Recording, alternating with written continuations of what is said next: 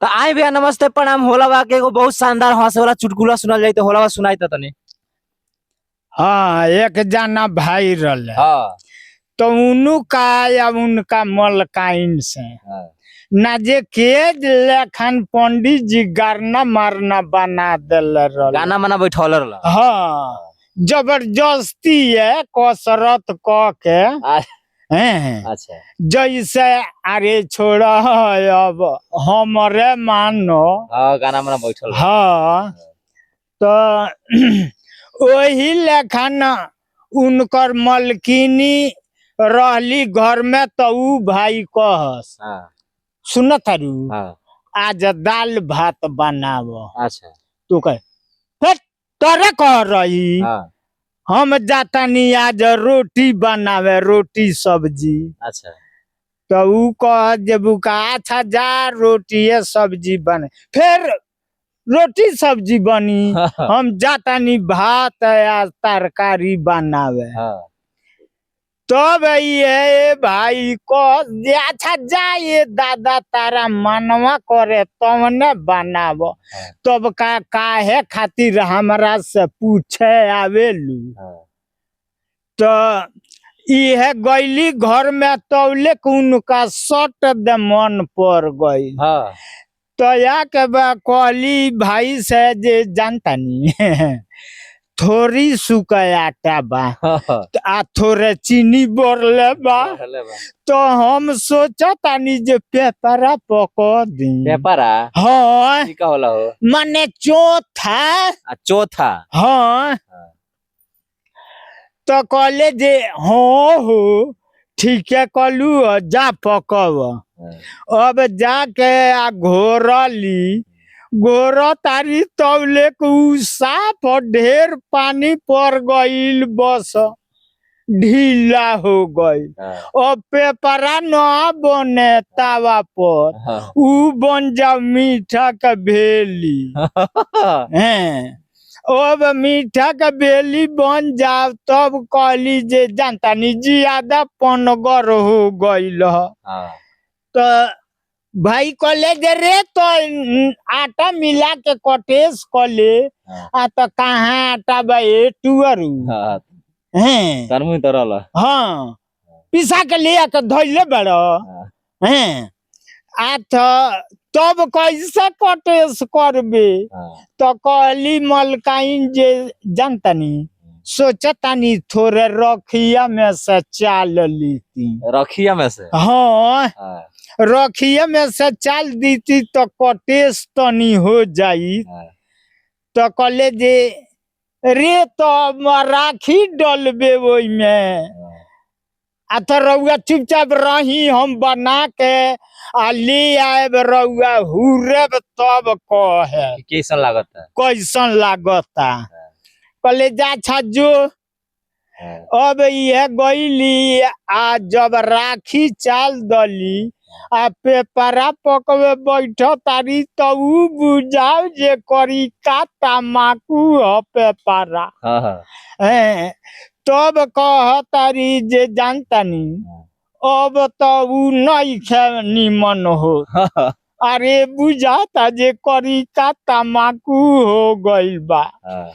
तो भाई कहले जे रे तो ले आओ जब नइखे कुछ बने वाला तो ले आओ कुछ दूर ले जाके ओकरा के बीग दी दो दाल भात बना लिए।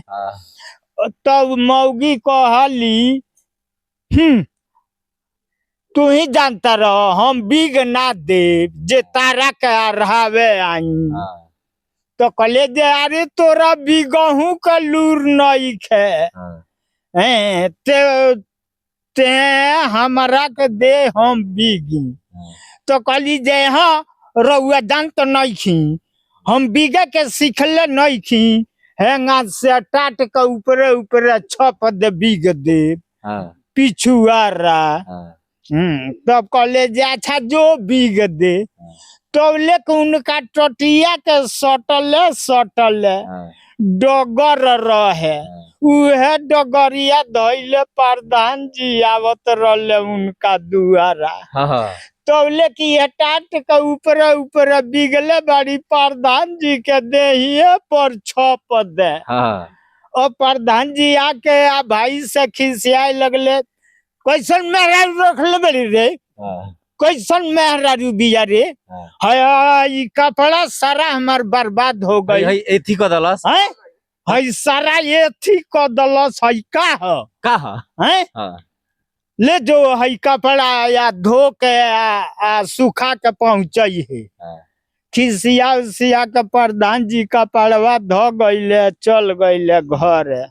तौले के गांव में के पांजानी काकी लोग गया भैया बोलो जा तो रहे लो बांसी मेला नहाए, नहाए जात रहे लो तो कहतारी उनके मलकाइन जे सुनतानी हाँ दे फलना ब काकी आ फलना ब दीदी जाता नीलो बांसी मेला में नहाए, हमहू जाता नी नहाए। आ तो ना ते मत जो तोरा न हइलो के लूर नहीं खे। रउआ जानतानी हमरा लूर बाना है, जाके अब बुड़ुकिया मार ले हैं। कहले जे रे तोरा ओतनो के लूर नहीं खे, ते हमार बात मान जो। आ तोरे कह रही हैं कहाँ के मलेच्छ मरद हरे नहाऊ नहीं खे जाए दे, नहाऊ नहीं खे जाए दे। अब ये कहले जे आ जो ना मनबे तो जो नहा लिए, लेकिन सुन लोग के देखा देखी ते गहिरा में मत न पानी में मत न जाइए। हाँ ते जंग भर पानी होई ठौना भर वही में बुड़ुकिया मार ली है।